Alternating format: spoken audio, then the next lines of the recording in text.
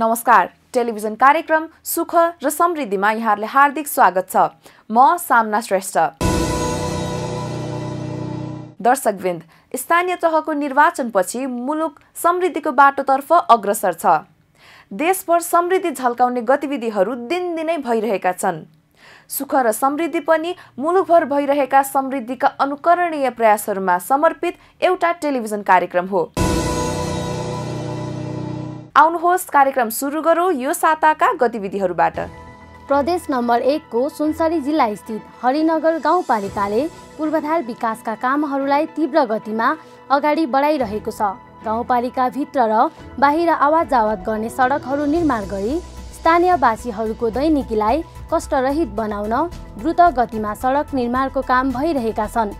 हरिनगर गाउँपालिकाका अध्यक्ष गफार अन्सारी मियाका अनुसार करिब 6 किलोमिटर लम्बाइको बसन्तपुर घुस्की बोर्डर सडक र 4.3 किलोमिटर लम्बाइको फुटाहा बासमतिया सडकको निर्माण सम्पन्न भइसकेको छ। यस्तै करिब 3 किलोमिटर लम्बाइको घुस्की देवागञ्ज सडक, 2.6 किलोमिटर घुस्की अर्नमा सडक, 4.6 किलोमिटरको बसन्तपुर बेस क्याम्प सडक, 4.4 किलोमिटर लम्बाइको हरिनगरा गौतमपुर नयाँ हाट सडक लगायतका सडक खण्डको काम तीव्र गतिमा भइरहेको छ। गाउँपालिकाको वडा नम्बर 2, 4, 6 को वडा कार्यालय निर्माण सम्पन्न भइसकेको र 7 नम्बर वडाको कार्यालयको निर्माण कार्य जारी रहेको गाउँपालिकाले जनाएको छ। यस्तै वडा नम्बर 1 को मारिया खोलामा झोलुङ्गे पुल र विभिन्न स्थानहरूमा कल्भर्ट निर्माणको काम पनि तीव्र गतिका साथ भइरहेको हरिनगर गाउँपालिकाका अध्यक्ष गफार अन्सारी मियाले बताउनुभयो। प्रदेश नम्बर 3 स्थित धादिङ जिल्लाको गङ्गा जमुना गाउँपालिकाले नागरिकहरूको स्वास्थ्यमा पहुँच वृद्धि गर्न सुविधा सम्पन्न अस्पतालको निर्माणलाई अभियानकै रूपमा अगाडि बढाइरहेको छ। स्थानीयवासीहरूलाई गाउँमै विशेषज्ञ सेवा उपलब्ध गराउने र उपचारको लागि सदरमुकाम र काठमाडौँ धाउने बाध्यताको अन्त्य गर्ने उद्देश्यले गाउँपालिकामा व्यवस्थित अस्पताल बनाउने काम सुरु गरिएको गाउँपालिकाका अध्यक्ष बलबहादुर अधिकारीले बताउनुभयो। यस्तै गाउँपालिकाकी उपाध्यक्ष एन्जिला तामाङले पनि स्थानीयवासीको औषधि उपचारको व्यवस्था स्थानीय स्तरमै गर्न सुविधा सम्पन्न अस्पताल बनाउने अभियानलाई अगाडि बढाइरहेको बताउनुभयो। गङ्गा जमुना गाउँपालिका विकट स्थानमा रहेकोले वर्षातको समयमा बिरामीलाई अस्पताल पुर्याउन कठिनाई हुने गरेको छ। गाउँपालिकाले वडा नम्बर 5 मा रहेको फुलखर्क स्वास्थ्य चौकीलाई प्रस्तावित ग्रामीण अस्पतालको रूपमा आन्तरिक स्रोतबाट सञ्चालन गर्न लागेको छ। यहाँ एक्स-रे सेवा र प्रयोगशाला सेवा समेत सुरुवात गरिएको छ। दर्शकवृन्द, जनप्रतिनिधि नै स्पष्ट दृष्टिकोण सहित जनतालाई सुख र स्थानीय तहलाई समृद्ध बनाउन अगाडि बढेपछि त्यसमा झनै कर्मचारी र स्थानीयवासीको आवश्यक सहयोग पनि उपलब्ध छ भने के समृद्धि प्राप्त गर्नु कुनै असम्भव विषय होला र?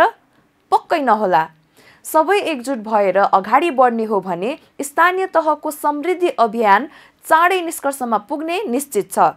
यसै सन्दर्भमा प्रस्तुत छ काभ्रेपलाञ्चोक जिल्लाको एउटा स्थानीय तह पनौती नगरपालिकाको समृद्धि अभियानसँग सम्बन्धित एउटा रिपोर्ट। सङ्घीय राजधानी काठमाडौँबाट दक्षिण पूर्वमा पर्ने पनौती समृद्धिका सम्भावनाहरूले सजिएको नगरपालिका हो।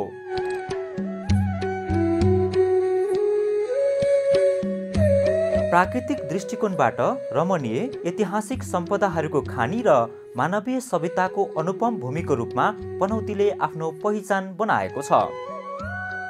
पनौती नगरपालिका ऐतिहासिक, पुरातात्विक एवं धार्मिक दृष्टिकोणले समेत अत्यन्त महत्त्वपूर्ण क्षेत्रको रूपमा स्थापित छ। कुल 33.78 वर्ग किलोमिटर क्षेत्रमा फैलिएको पनौती समुद्री सतहबाट 1300 मिटरदेखि 1600 मिटरको उचाइमा अवस्थित छ। समशीतोष्ण हावापानी पाइने यो क्षेत्रमा अधिकतम 32 डिग्री सेल्सियसदेखि न्यूनतम 5 डिग्री सेल्सियससम्म तापक्रम रहने गर्छ। साबिकको पनौती नगरपालिका तथा कुसादेवी, रयाले बिहावर, कलाती भूमिडाँडा, बल्थली, शारदा बतासे र शङ्खुचौर गाविसलाई समावेश गरी हालको पनौती नगरपालिका गठन भएको हो। यस नगरपालिकालाई 12 वडामा विभाजन गरिएको छ। पनौती नगरपालिकाको मुख्य आम्दानीको माध्यम कृषि र व्यापार हो भने पर्यटकीय दृष्टिकोणबाट पनि पनौतीको सम्भावना अत्यन्तै उच्च छ।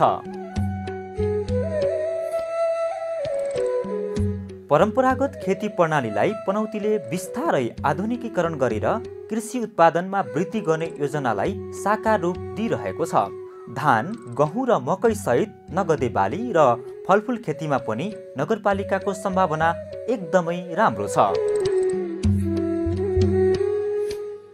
यहाँको हरियो तरकारी, बनेपा र धुलीखेल लगायत काठमाडौँ उपत्यकामा पनि निकै प्रख्यात छ। पछिल्लो समय विषादी रहित हरियो तरकारी उत्पादनमा पनौतीका तरकारी किसानको ध्यान केन्द्रित भइरहेको देखिन्छ। तरकारी सङ्कलन केन्द्र स्थापना गरेर किसानलाई सहयोग गर्ने कार्यमा पनि नगर अगाडि बढिरहेको छ।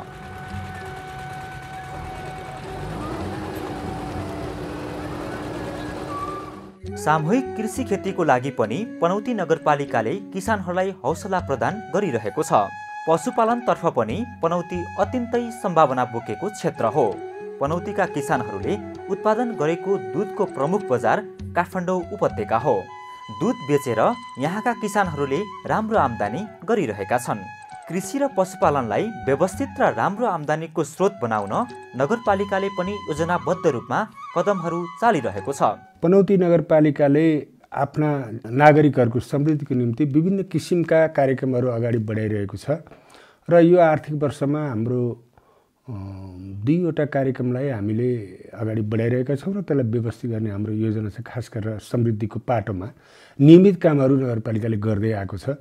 बाटो बनाउने कुरा, सिँचाइका कुराहरू, खानेपानीका कुराहरू व्यवस्थित गर्दै आएको छ र हामीले अहिले 2टा काम चाहिँ एउटा हाम्रा युवाहरूलाई 12वटै वडामा सामूहिक कृषि गराउने कामलाई हामीले अगाडि उत्साहित गरिरहेका छौँ, जसले सहकारीहरूले पनि समन्वय गरिरहेको वर्तमान अवस्था छ। र दोस्रो, यो पनौती नगरपालिकाबाट चाहिँ सबभन्दा बढी दुध काठमाडौँ जान्छ र यो नगरपालिका भए पनि यो कृषि प्रधान नगरपालिका हो। यहाँ चाहिँ तपाईँको 95% बढी किसानहरू कृषि र पशुपालनमा निर्भर हुनुहुन्छ पनौती नगरपालिकामा। त्यसैले यो पनौती नगरपालिका चाहिँ सबैभन्दा धेरै भैँसी पाल्ने एरिया पनि हो र हामीले तथ्याङ्क लिएर हेऱ्यौँ। तथ्याङ्क लिँदाखेरिमा चाहिँ तपाईँको लगभग 600 जति भैँसी पनौती नगरपालिका बाहिरबाट ल्याउनु पर्ने परिस्थिति हामीमा सिर्जना भएको हामीले तथ्याङ्कलाई देखायो। अहिले लगभग 5000 जति भैँसी पनौती नगरपालिकामा छ। त्यसैले गत आर्थिक वर्षबाट हामीले चाहिँ भैँसी सुत्केरी भत्ता कार्यक्रमलाई अगाडि बढायौँ, जसले गर्दा अहिले 350 जति पाडीहरू, जन्मेका पाडीहरू हुर्किरहेको वर्तमान अवस्था छ र केही पाडीहरू बाहिरबाट किसानहरूले आफ्नो इच्छाले पनि किनेर ल्याएर पालिरहनु भएको छ। गत साता मात्र पशुपालक किसानहरूलाई नगरपालिकाले भैँसीका पाडीहरू वितरण गरेको थियो।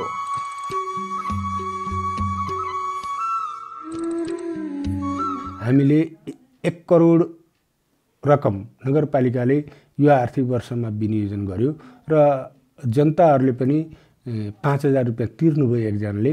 हामीले मागको निम्ति ककरलाई पाडी पाल्न इच्छा छ 12वटा वडामा भनेर सार्वजनिक सूचना नगरपालिकाले प्रकाशन गर्यो, जसको आधारमा 1048 जना किसानहरूको त्यो निवेदन प्राप्त भयो र त्यसमा हाम्रो 4 वटा प्राथमिकता क्षेत्रहरू छन्, जसमा एकल महिला, उत्पीडित जनजाति, अनि तपाईँको जनजातिहरू र विपन्न नागरिकहरू, यसरी 4 वटा प्राथमिकता क्षेत्रमा निर्धारण गरेर हाम्रा वडा कार्यालयहरूले त्यसको सिफारिस गर्नुभयो, जसको आधारमा हिजो 10 गते वडा नम्बर 1 बाट हामीले चाहिँ त्यो 300 पाडीको वितरण प्रक्रिया सुरु गऱ्यौँ, जसको निम्ति हामीले बिमा पनि, त्यो पाडीको बिमा पनि गरिसकेका छौँ र जसले पाडी पालन गर्नुहुन्छ उहाँको जीवन बिमा 2 लाखको पनि नगरपालिकाले गरेको छ र औषधि उपचार पनि दिएको छ। 12वटा वडामा हामीले प्राविधिक व्यवस्थापन पनि गरेका छौँ, त्यो बिरामी पर्न सक्छ, त्यो बेलामा उपचार गर्ने। मेरो विचारमा अरू 1.5 वर्षभित्र यी 300 पाडीहरू ब्याउनै छन्, जसले चाहिँ तपाईँको बाहिरबाट भैँसी किनेर ल्याउने कुरालाई हामीले रोकावट गर्न सक्छौँ। स्थानीय नागरिकहरूले भैँसीबाट चाहिँ दुध बिक्री गरेर धेरै आम्दानी गर्न सक्नुहुन्छ। पनौती नगरपालिकाको समृद्धिको बलियो आधार पर्यटन पनि हो। प्राकृतिक, धार्मिक र सांस्कृतिक सम्पदाहरूको सङ्गम भूमिको रूपमा पनौतीको पहिचान छ। त्यसकारण आन्तरिक र बाह्य पर्यटकहरूको लागि पनौती नगरपालिका आकर्षक गन्तव्य हो। यहाँका ऐतिहासिक मठ मन्दिर र सम्पदाहरू, स्थानीयको जीवनशैली, खानपान र वेशभूषा पर्यटकहरूका लागि मुख्य आकर्षणका केन्द्र हुन्। इन्द्रेश्वर महादेव, पनौतीमा मात्र दर्शन गर्न पाइने द्रौपदादेवी मन्दिर, धनेश्वर मन्दिर, गोरखनाथ जस्ता धार्मिक स्थलहरूले पर्यटकहरूलाई पनौतीको पवित्र भूमिमा पाइला टेक्न निम्ताइरहेका छन्। नेपाल भ्रमण वर्ष सन् 2020मा पनौती आन्तरिक र बाह्य पर्यटकहरूका लागि उत्कृष्ट गन्तव्य हुन सक्ने विशेषताहरू भएको नगरपालिका हो। पनौती नगरपालिका उद्योग धन्दा तथा व्यापार व्यवसाय सञ्चालनको लागि पनि उपयुक्त क्षेत्र हो। नगरभित्र पूर्वाधार विकासको काम द्रुत गतिमा भइरहेको र आधारभूत सुविधाहरूको उपलब्धता तथा सङ्घीय राजधानी काठमाडौँबाट नजिक भएकोले पनि पनौती उद्योग तथा व्यापार व्यवसाय सञ्चालनको लागि पनि अनुकूल स्थान हो। कृषि र पशुपालन व्यवसायलाई व्यवस्थित गर्दै लाने र त्यसलाई चाहिँ तपाईँको त्यो व्यवसायलाई वैज्ञानिकरण गर्दै जाने र हरेक किसानहरूले एउटा पशु पाल्ने किसानले 2टा पाल्न सक्नुहोस्, 2टा पाल्ने 4टा पाल्न सक्नुहोस्, यो ढङ्गले व्यावसायिक ढङ्गले अगाडि बढाउन सकियो भने एउटा सम्भव छ हाम्रो समृद्धि। र अर्को चाहिँ के छ भने यहाँ चाहिँ अत्यन्त धेरै तरकारी उत्पादन हुन्छ हाम्रो पनौती नगरपालिकामा। त्यो तरकारीलाई चाहिँ पनौती नगरपालिकाको केन्द्रमा तरकारी सङ्कलन केन्द्र स्थापित गर्ने र त्यो सङ्कलन केन्द्र मार्फत चाहिँ काठमाडौँको बजारमा लाने योजना नगरपालिकाको नयाँ योजना अन्तर्गत यो किसान 2 परियोजना भन्ने एउटा परियोजना आइरहेको छ। त्यसले सर्वेक्षण गरिरहेको छ। नगरपालिका र किसान 2 र व्यापारीहरू मिलेर संयुक्त लगानीमा त्यस्तो काम एउटा आगामी आर्थिक वर्षको योजनाभित्र छ। त्यो गर्न सकियो भने पनि धेरै कुरा सम्भव होला र आगामी वर्षहरू नयाँ किसिमका योजनाहरूको छलफल अहिले चलिरहेको छ। मलाई लाग्छ आगामी 1-2-3 महिनाभित्र नगरसभाको पुनः हामी तयारी गर्छौँ। त्यो सभाबाट धेरै कुरा यहाँहरूलाई जानकारी हुनेछ। सडकको सहज सुविधा, खानेपानीको प्रबन्ध, सिँचाइको सुविधा तथा सञ्चारको विकासको लागि नगरको सक्रियता पनि त्यत्तिकै प्रशंसनीय छ। शिक्षा क्षेत्रमा पनि पनौतीले गरिरहेको प्रयास साँच्चै अनुकरणीय छ।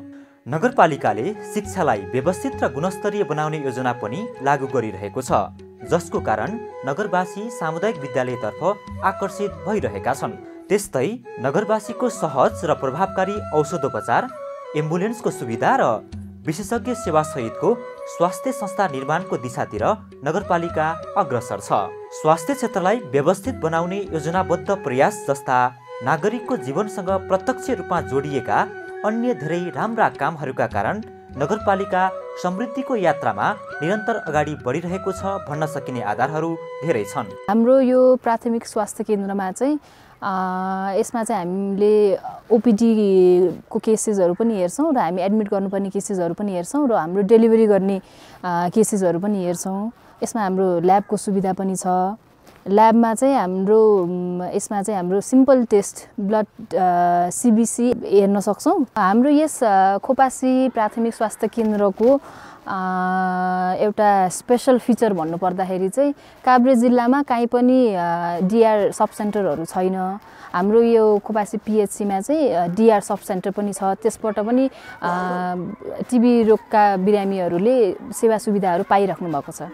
नगरको समग्र विकासको लागि महत्त्वपूर्ण मानिने आय आर्जनमूलक गतिविधिहरू सञ्चालन, विभिन्न तालिम गोष्ठी तथा भेलाहरू, चेतना अभिवृद्धि गर्ने कार्यक्रम, महिला सशक्तिकरण, बालबालिका, युवा, ज्येष्ठ नागरिक, अपाङ्ग, विपन्नहरूका लागि विशेष कार्यक्रम र सुशासन प्रवर्धनमा नगरपालिकाले विविध प्रयासहरू गरिरहेको छ।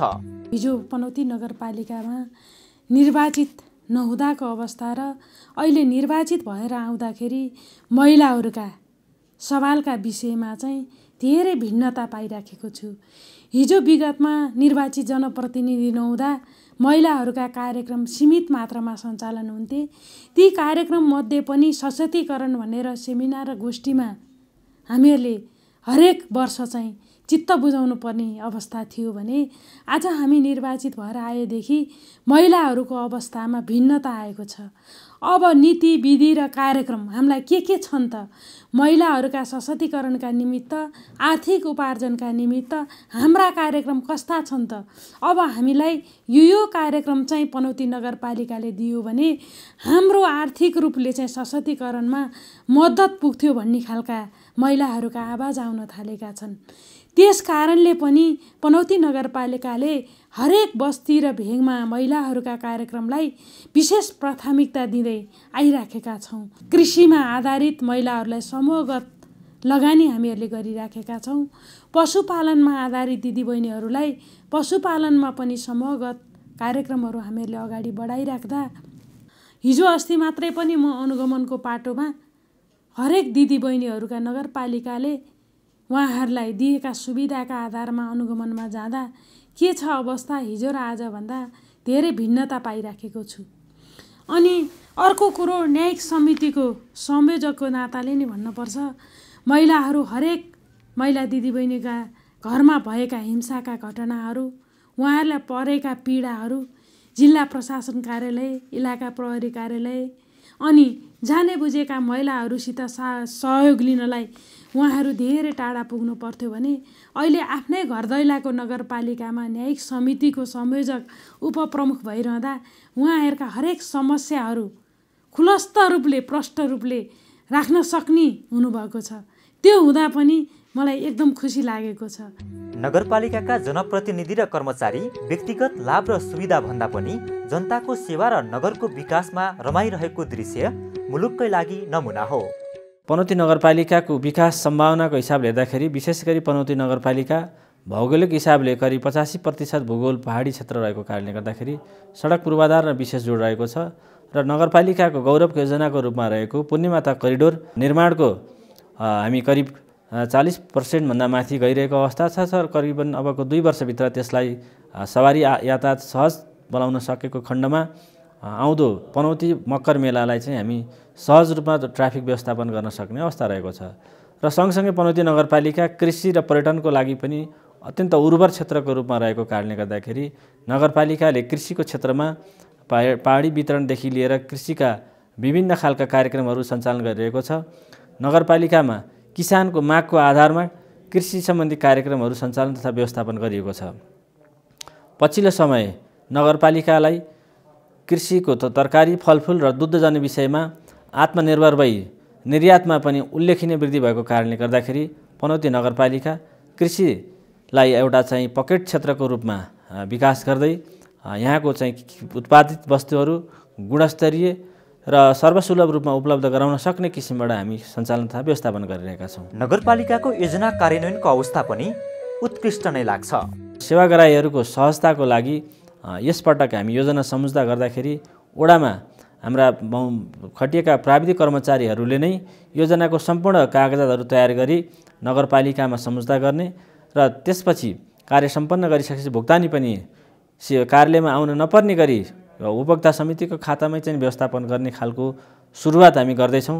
तसर्थ सेवाग्राही मैत्री प्रशासनको प्रत्याभूत दिनको लागि पनौती नगरपालिकाले सहज र सरल किसिमबाट प्रशासन तथा योजनाको व्यवस्थापन गरेको पनि म जानकारी गराउन चाहन्छु। पर्यटन र कृषि क्षेत्रमा नगरको उच्च सम्भावना, स्थानीय सरकारको दृढ इच्छाशक्ति र नागरिकको सक्रियतालाई निहाल्दा पनौती नगरपालिकाको समृद्धितर्फको यात्राले छोटो समयमा सफलताको शिखर चुम्ने निश्चित छ।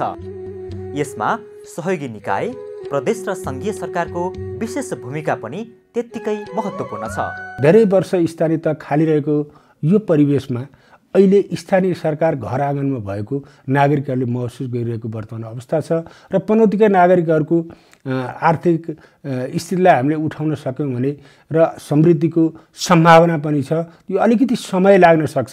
साना साना कुराहरूबाट हामी अगाडि बढाउँछौँ र यी कामहरू हामीले वर्तमान अवस्थामा गरिरहेको अवस्था छ र आगामी दिनमा पनि यी कार्यक्रमलाई निरन्तरले कृषि, पशुपालन र धार्मिक पर्यटनको कामलाई पनौतीले व्यवस्थित गर्न सक्यो भने यहाँका नागरिकहरूको जीवन स्तर उठ्न सक्छ, समृद्धि सम्भव छ भन्ने नगरपालिकाको विश्वास। पनौतीका नागरिकहरूलाई मेरो आग्रह के छ भने हामी जुन काममा आबद्धता छौँ, जहाँ हाम्रो धरती हो, त्यो धरतीमा इमान्दारितापूर्वक हामीले आफ्नो जिम्मेवारीलाई पालना गर्न सक्यौँ भने हाम्रो चाहिँ समृद्धि सम्भव छ। त्यो काममा सम्पूर्ण पनौतीका सम्पूर्ण नागरिकहरूलाई म एकीकृत भावना साथ लाग्न निम्ति सामूहिक बाटोबाट अघि बढ्नको निम्ति म नगरपालिकाको तर्फबाट हार्दिक अनुरोध गर्दछु र हिजो तपाईँहरू एक्लै हुँदा धेरै काम यहाँहरूले अगाडि बढाउनु भयो।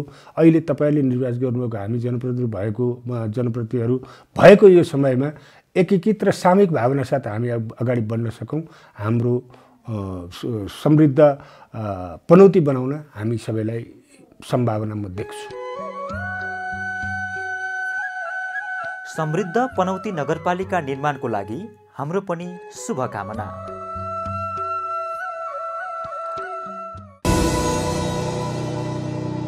दर्शकवृन्द, समृद्धि प्राप्तिका लागि दूरदर्शी योजनाको निर्माण एउटा महत्त्वपूर्ण विषय हो।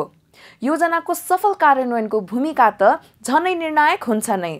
प्रस्तुत छ सिन्धुपाल्चोक जिल्लाको मेलम्ची नगरपालिकाका नगर प्रमुख डम्बर बहादुर अर्यालको नगरपालिकालाई समृद्ध बनाउने योजना।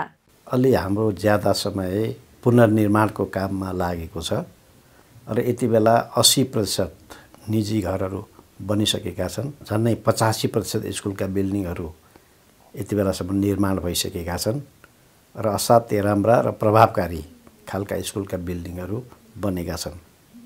नगरपालिका र वडा कार्यालयलाई जोड्ने सडकहरू हाम्रो पहिलो प्राथमिकतामा पर्छन् र ती सडकहरू हाम्रो 13वटा सडकहरू छन् र ती 13वटा सडकहरूमध्ये हामीले 4वटा सडकको ग्राभेल गर्ने काम सम्पन्न गरेका छौँ र ती 4वटा सडकहरू हामीले अब 12 महिनामा गाडी चलाउन सक्ने अवस्थामा हामी पुगेका छौँ।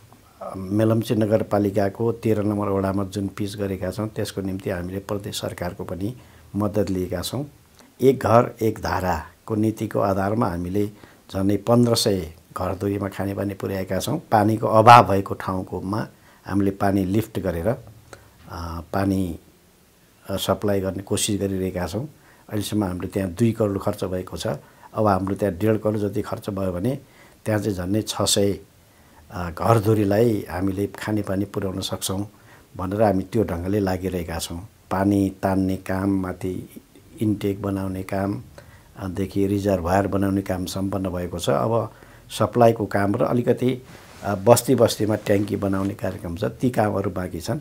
त्यो भएपछि हामी करिब झन्डै चाहिँ 2500 घरधुरीलाई खानेपानी पुर्याएको स्थितिमा हामी हुन्छौँ। सिँचाइका मर्मतहरू, खानेपानीका मर्मतका कामहरू पनि हामीले निरन्तर गरिरहेका छौँ। इन्द्रावती ड्याम बनाएर पानी जम्मा गर्ने र पोखरी बनाउने र त्यसको साइडमा वाटर पार्कदेखि लिएर अरू विभिन्न पार्कहरू, होटलहरू, निजी क्षेत्रलाई पनि बनाउन दिने गरी होटलहरू सञ्चालन गर्न अलिकति प्रभावकारी ढङ्गले जाने, त्यसको निम्ति हामीले एउटा अध्ययन गरेका छौँ। अध्ययनको रिपोर्टले यो काम चाहिँ 3 वर्षमा काम गर्न सकिन्छ र सँगसँगै यो चाहिँ त्यसमा 3 वर्षमा काम सकिन्छ र 13 अरब खर्च हुन्छ र 13 अरब खर्च चाहिँ भइसकेपछि यसलाई उठाउनको निम्ति 8 वर्ष लाग्छ भन्ने हाम्रो प्लानिङमा छ। त्यसैले यो कामको निम्ति हामी प्रदेश सरकारसँग कुरा गरिरहेका छौँ, सङ्घीय सरकारसँग कुरा गरिरहेका छौँ र त्यसपछि जापानिजहरूसँग खास गरी जाइकासँग पनि कुरा अगाडि बढेको छ। अहिले हामीले प्रस्तावना चाहिँ पेश गरेका छैनौँ, अहिले हामी डिस्कसनमै छौँ, छलफलमै छौँ। त्यसैले यसको प्रभावकारिताका निम्ति हामीले त्यहाँका लोकलले पनि त्यहाँका जनताहरूसँग पनि हामीले कुरा गरिरहेका छौँ र यो चाहिँ प्रभावकारी हुन सक्छ भन्ने सबैको अनुमान रहेको छ। विकास भनेकै जनताको जीवनमा परिवर्तन ल्याउने कुरा हो। आर्थिक जीवनमा परिवर्तन ल्याउनुपर्छ। कृषि क्षेत्रलाई हामीले जति लगानी गरिरहेका छौँ त्यो लगानी प्रभावकारी हुन सकिरहेको छैन। कृषि क्षेत्र भनेको चाहिँ यो एउटा संस्कृति हो, संस्कृतिको जगेर्ना गरे चाहिँ भइरहेको छ। त्यसैले गर्दाखेरि अलिकति कृषि क्षेत्र प्रभावकारी ढङ्गले जाने हो भने यो फार्मिङमा जानुपर्छ भनेर हामीले एउटा नमुना फार्मिङको कुरा सोचिरहेका छौँ। सिपाघाटभन्दा माथि मेलम्ची नगरपालिकाकै 1000 रोपनी जग्गाको एउटा चाहिँ फार्मिङ गर्ने, त्यहाँका जनतालाई पनि सहभागी गराउने, यो 3 नम्बर प्रदेशकै नमुनाको रूपमा एउटा कृषि फार्मिङ चाहिँ गर्ने र त्यहाँबाट उत्पादन गरिसकेपछि काठमाडौँ ल्याउने र वितरण गर्नको निम्ति हामी त्यो ढङ्गले पनि सोचिरहेका छौँ। हवस् त, आजको लागि कार्यक्रम सुख र समृद्धिको निर्धारित समय यही सकिएको छ। फेरि अर्को साता यही समयमा सुख र समृद्धि प्राप्तिका लागि भइरहेका उल्लेखनीय प्रयासहरू लिएर आउने नै छौँ। कार्यक्रम सम्बन्धी यहाँहरूको अमूल्य सल्लाह र सुझावको अपेक्षा सहित बिदा हुन्छौँ। नमस्कार।